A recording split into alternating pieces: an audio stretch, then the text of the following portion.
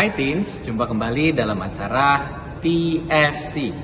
Kali ini kita akan merenungkan dan menyimak tulisan dari Pendeta Theodorus Willem Noya dari GKI Rungkut, Surabaya dalam buku Teens for Christ dengan judul Perjamuan yang Menyatukan. Berdasarkan 1 Korintus 11 ayatnya yang ke-17 hingga ayatnya yang ke-34. Bersama saya, Rafael Timotius Sui, kader pendeta GKI. Sebelum bersama kita merenungkan firman Tuhan, mari kita bersatu di dalam doa. Bapa yang baik, kami ingin membaca firman-Mu. Berkaryalah bagi setiap kami ketika kami akan membaca dan merenungkan firman-Mu, agar kami dapat melakukannya di dalam kehidupan hari lepas hari. Amin. Teens,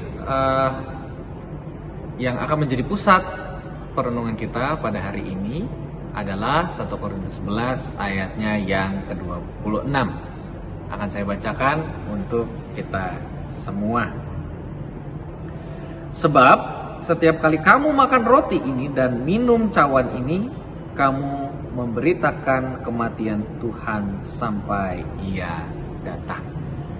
Nah, Teens, sebelum dilaksanakan sakramen perjamuan kudus di GKI, gereja itu melakukan persiapan perjamuan kudus untuk menyiapkan umat merayakan perjamuan kudus tersebut.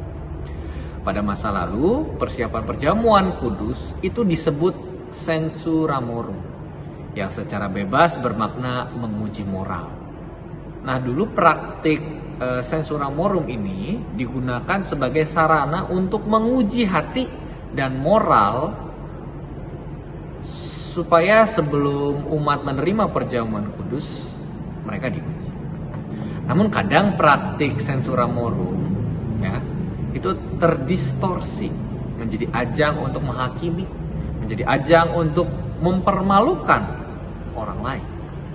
Nah, saat ini GKI mengganti censura morum dengan persiapan perjamuan kudus. Yang tujuannya apa? Yang tujuannya untuk mempersiapkan umat menerima sakramen perjamuan kudus, bukan untuk menguji moral, apalagi untuk menghakimi dan mempermalukan orang lain. Nah, praktik censura morum atau persiapan perjamuan kudus didasarkan pada perkataan Rasul Paulus pada ayatnya yang ke-28. Karena itu hendaklah tiap-tiap orang menguji dirinya sendiri, dan baru setelah itu ia makan roti dan minum dari cawan itu. Paulus mengatakan ini karena apa? Karena terjadi kekacauan dan perpecahan dalam praktek perjamuan pada waktu itu. Ada para tuan yang datang lebih dahulu, lalu makan sampai kenyang dan mabuk. Sedangkan para hamba datang belakangan karena harus bekerja terlebih dahulu, dan mereka tidak makan apa-apa. Nah, perjamuan adalah peringatan akan tubuh dan darah Kristus untuk mempersatukan semua orang percaya. Dan karena itu, setiap orang harus menguji dirinya agar ia ikut perjamuan bukan demi kepentingan pribadi, melainkan untuk dipersatukan dengan sesama dalam tubuh dan darah Kristus. Perjamuan kudus adalah peringatan akan tubuh dan darah Kristus untuk mempersatukan semua orang percaya di segala abad dan tempat.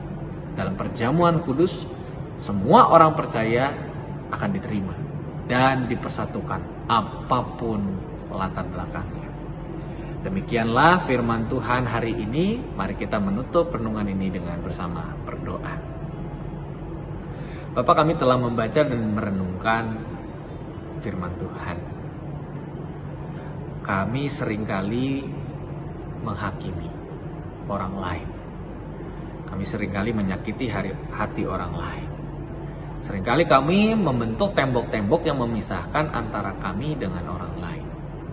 Tetapi ketika kami membaca dan merenungkan firman Tuhan, kami disadarkan melalui undangan perjamuan kudus bahwa Tuhan mengundang setiap kami apapun latar belakangnya untuk bersama-sama hadir dalam meja makan yang Engkau sediakan bagi setiap kami, umat percaya. Dan itu pun menjadi semangat bagi kami untuk membukakan pintu-pintu hati kami bagi orang lain. Karena kami dipersatukan oleh Allah dalam kasih karunia Tuhan. Inilah segenap doa dari perenungan kami tadi. Kiranya Tuhan yang kuduskan dan sucikan kami sehingga kami ketika kembali dalam kehidupan kami masing-masing, kami dapat menjadi terang dan garam dunia yang nyata. Demi Kristus Yesus kami telah berdoa dan mengucap syukur. Amin. Demikian renungan kita pada hari ini, teens. Jangan lupa di-subscribe, di-like, dan dibagikan kepada yang lain. Tuhan Yesus memberkati kita semua.